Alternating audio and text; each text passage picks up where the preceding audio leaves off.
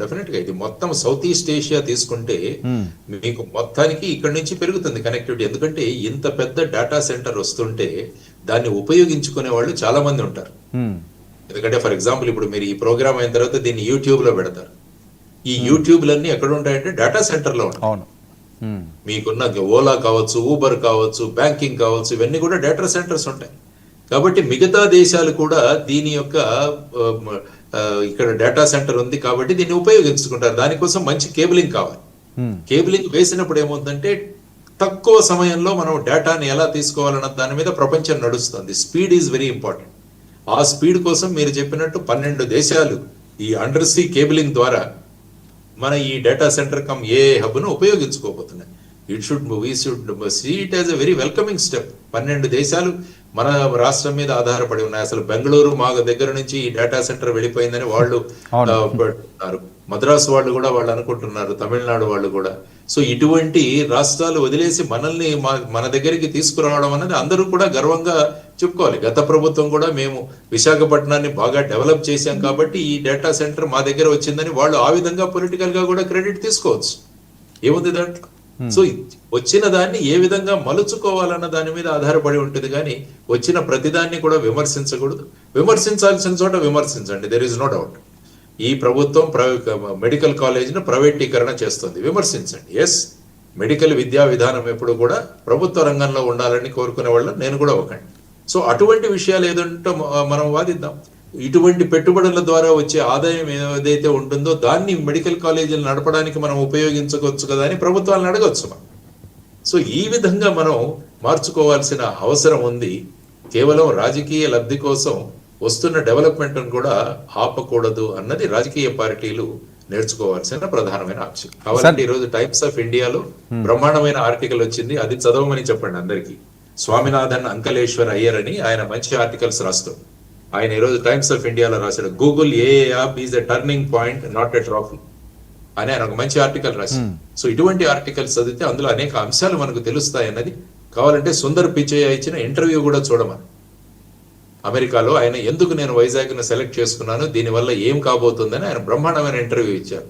ఇలాంటివన్నీ చూస్తూ వెళితే ఏమవుతుందంటే మనకు కూడా మన రాష్ట్రంలో ఇంకా పెట్టుబడులు రావాలి అన్న ఒక ధోరణి, మన చదువుకుంటున్న ఇంతమంది పిల్లలకు చక్కని ఉద్యోగాలు రావాలి, మన రాష్ట్రం యొక్క ఆర్థిక స్థితి మెరుగుపడాలి అన్నది ఆ విధమైన పాజిటివ్ బెంట్ ఆఫ్ మైండ్ లో వెళ్ళాలి. కానీ ప్రతి ఒక్కటి విమర్శించుకుంటూ పోతుంటే అది ప్రజలలో అనవసరమైన కన్ఫ్యూషన్ ను క్రియేట్ చేస్తుంది తప్ప దేశ అభివృద్ధికి, రాష్ట్ర అభివృద్ధికి అది సరైన పద్ధతి కాదు అన్నది మనం నేర్చుకోవాలి. సార్, మీరు ప్రస్తావించినట్లుగా అనవసరమైన కన్ఫ్యూజన్ అయితే ఆల్రెడీ ఏర్పడుతుంది, ఇంకా ఏర్పడే విధంగా పెద్ద ఎత్తున వీడియోస్ రూపంలో బయటకు వస్తున్నది కూడా. ప్రతి ఒక్కరికి ఏం అర్థం కావట్లేదు. ఏంటి గూగుల్ సెంటర్ అంటే చాలా అద్భుతం అంటున్నారు, అసలు ఇందులో ఏం ఉండదట కదా, మనకి ఏమైనా పవర్ ఉండదట, బోల్డ్ తిరిగి మనం డబ్బులు ఇచ్చుకోవాలట, వేల కోట్లన్నీ లాస్ అట, దీనివల్ల పొల్యూషన్ వచ్చేస్తుందట, ఇలాంటి ప్రచారాలు జరుగుతున్నారు. సో ఇలాంటి ప్రెస్టీజియస్ ప్రాజెక్టు ఇక్కడికి వచ్చినప్పుడు ఆంధ్రప్రదేశ్ అవనండి, వాట్ ఎవర్ ఏ స్టేట్కి అవనప్పటికీ కూడా జరుగుతున్న ఈ ప్రసారాలకి ఫుల్ స్టాప్ పెట్టాలి అంటే ప్రభుత్వం ముందున్న లక్ష్యం ఏంటి?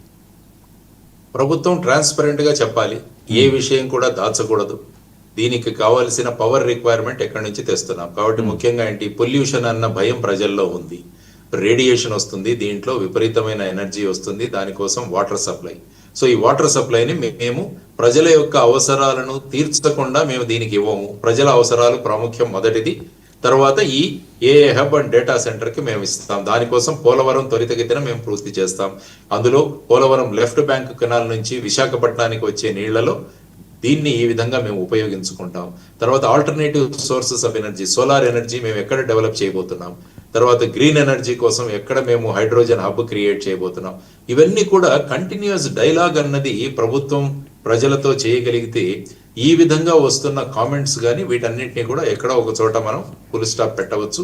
కాబట్టి ప్రభుత్వం ఓపెన్ హౌస్ గా ఒక ఓపెన్ చర్చా వేదిక ఒకటి ఆర్గనైజ్ చేయొచ్చు ఒక రోజు. మేబీ ఐటీ మంత్రి లోకేష్ గారు ఉన్నారు, తర్వాత వాళ్ళ సెక్రటరీస్ ఉన్నారు కాబట్టి రండి, మీకు ఏ అనుమానాలు ఉన్నాయో వాటన్నిటిని మేము తీరుస్తాం.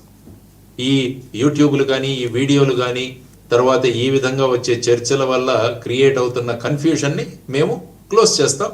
తర్వాత మేము ఈ సెంటర్లో జరగబోయే ప్రతి పనిని కూడా ఓపెన్ గా డాష్ బోర్డ్ లో మేము మీకు ప్రజెంట్ చేస్తాం.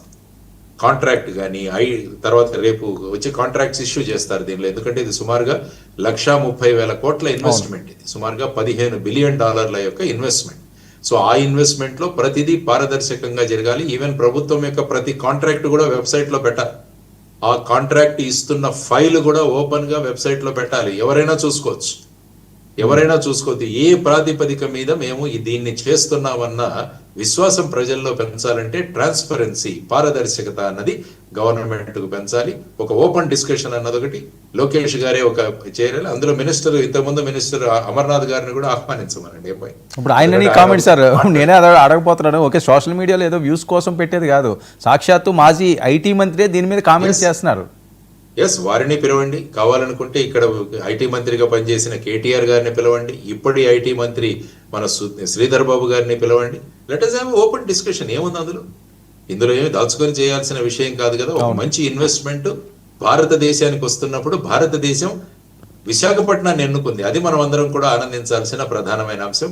మిగతా ప్రాంతాల్లో కూడా ఇటువంటి ఏ హబ్బులు, డేటా సెంటర్ రావాలంటే ఆ రాష్ట్రాలు ఏం చేయాలన్నది కూడా డిస్కస్ చేసుకోవచ్చు.